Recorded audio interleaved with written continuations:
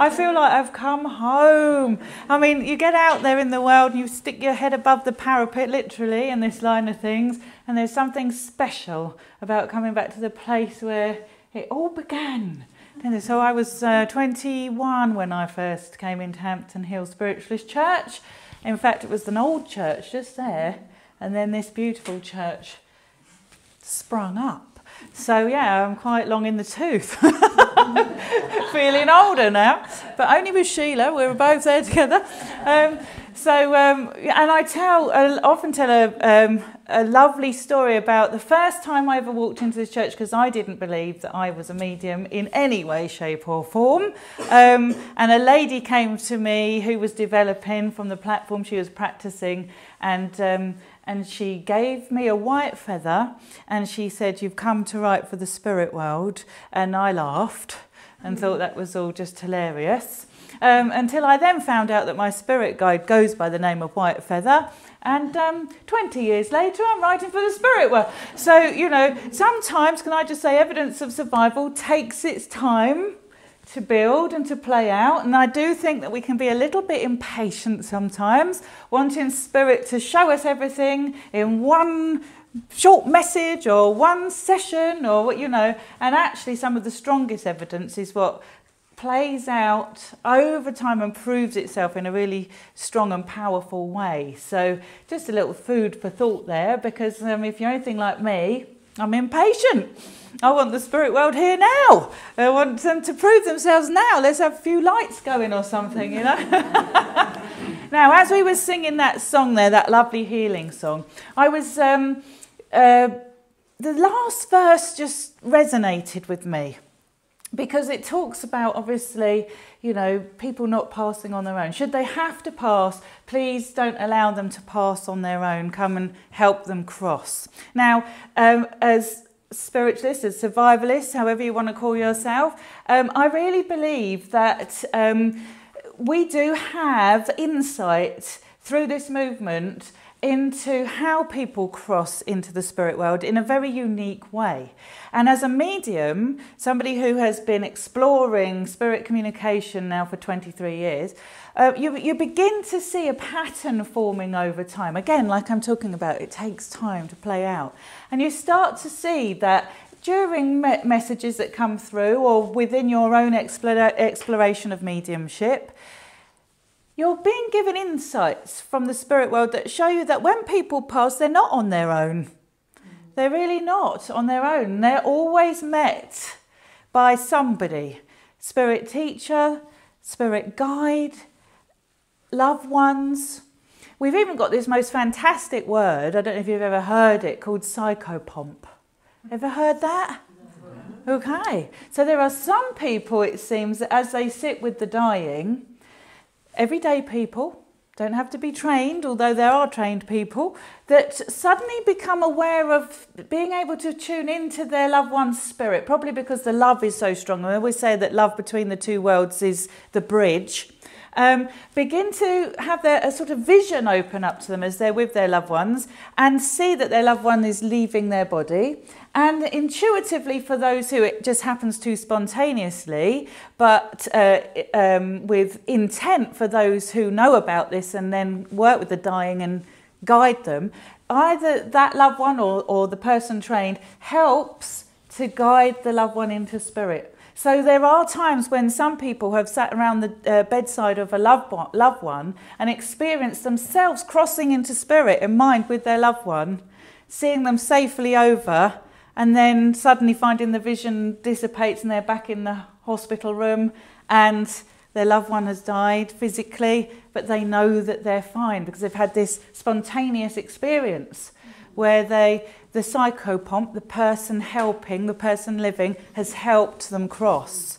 And I believe that in spirit we have that too. So whereas loved ones here can help by assisting, by sending their thoughts, lots of people give healing, don't they, when they're coming around the dying.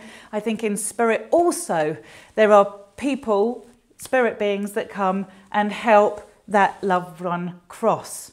So I know that we are never alone when we die.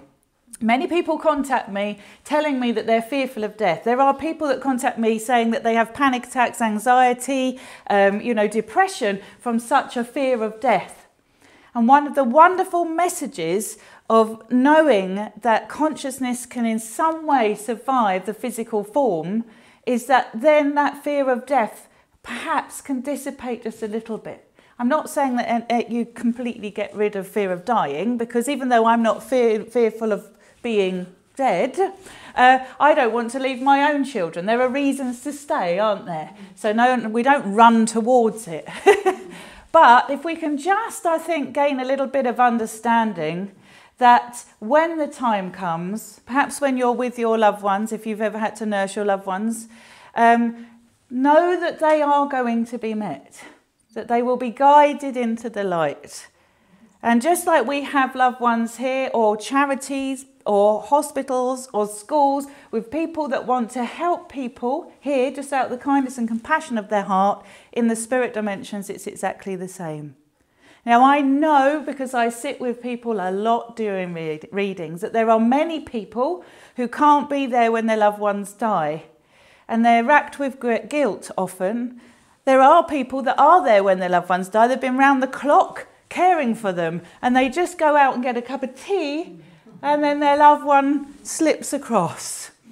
Probably because in that moment they've been able to just rest, relax, let go. They've had a moment on their own, peace and quiet, and it's given them the ability to let go.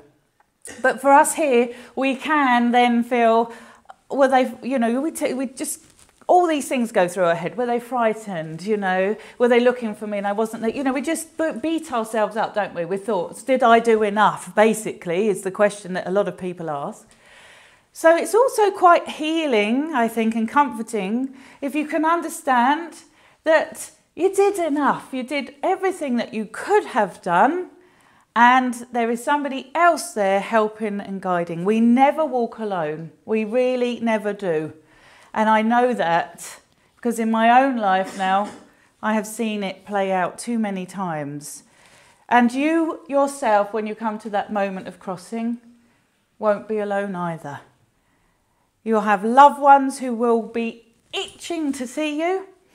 You will have people you don't even know who know you, who love you, who've been watching your progress, who are connected to you in some way.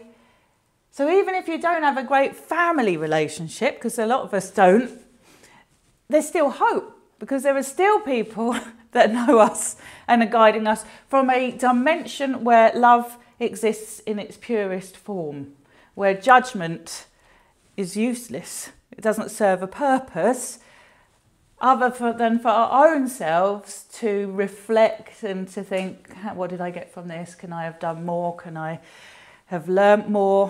What did I learn from this experience? Because I really do believe that life is about evolution as we see it here in the material level, but on the spiritual level too. It's about evolution of consciousness and awareness and growing in ever greater expressions of who you really are.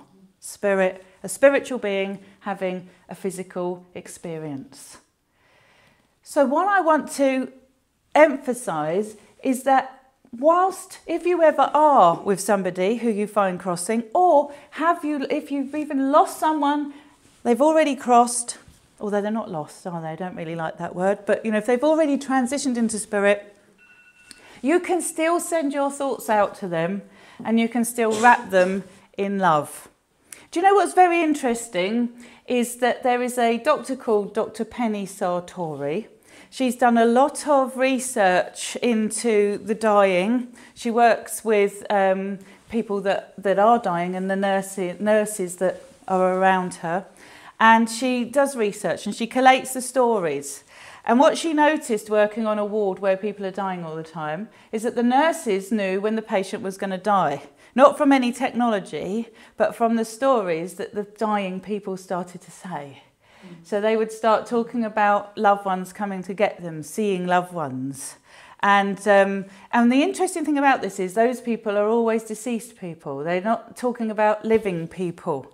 And so there is a whole load of research out there to support what I'm saying I've experienced mediumistically. But when you put that together with that, you know, with my own personal experience of seeing loved ones talking to the other. My nan was talking to everyone when she was dying. I mean, we had a whole room in there. Once you see a loved one doing that and having a conversation yourself, and then you hear about that research, then you can start to have some faith in what I'm saying. Because, of course, we can't prove it scientifically. I'm not suggesting that for a minute. But when you do have a personal experience, then you have something that you can hang your hat on, have a bit of faith in, take some comfort from. And I do believe that as we cross over is going to be the next great adventure. I genuinely believe that. So, you know, although I'm not running towards it, I'm not frightened of it. And what is the importance of that? It isn't about storing up all that knowledge now so you can have a lovely afterlife, because I want a lovely life now. The importance of that is, as I was alluding to earlier, is that when you can live free of some fear of death, you can really fulfill the potential of your life, because you're not worrying or living in a way that's kind of hindering your progression. In fact, what you do is you start to realise the awesomeness of life and the unbelievable small amount of knowledge that we actually have about what reality is, and that we are actually creative spiritual beings who can create our experience, just as that lovely reading was saying. And if you hold a positive attitude and you keep reaching for something greater, you know, even when the chinks happen and the knocks and the setbacks and the failings happen, you understand that's just all part of the journey. It's all part of the journey, even the pain and the hurt, because at some point you'll be released from it. And so you will have learnt, you will have become a better person for it. You would have become more compassionate for it. So actually life becomes something that you really want to grasp with two hands and make the most of. Because here for such a small amount of time, we don't want to spend it in fear, worrying about that. Or we don't really want to spend it feeling guilty about what we didn't do enough of. And what I've learnt through mediumship is that our spirit loved ones, as they return, are often returning because they want to free us of the suffering and the hurt and the guilt and the emotional baggage that we carry with that moment of crossing, which is for a spirit person now a moment in time. That passing is a moment in time. Now they're moving on into a different state of being, and often as humans we get stuck in that moment. It's a traumatic moment sometimes, isn't it? You live it over and over.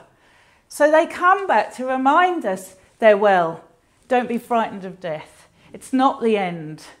We want you to heal because we want you to grasp life with two hands and make the most of the time you got here, because for them they don't have time anyway, and they know they're going to be reconnected with you before too long. If only we could have that understanding really in our core. You know, because even me, I've done thousands and thousands of readings. I've seen, Spirit have given me insights into things where I've seen that people crossing were seeing loved ones coming to get them, talking about loved ones, you know, describing the conditions, telling me they'd passed into a garden or into a, you know, seaside resort or a favourite place, or that family had come and got them. It's always unique. But all those insights that I receive, even I still doubt, because doubting is a human condition anyway.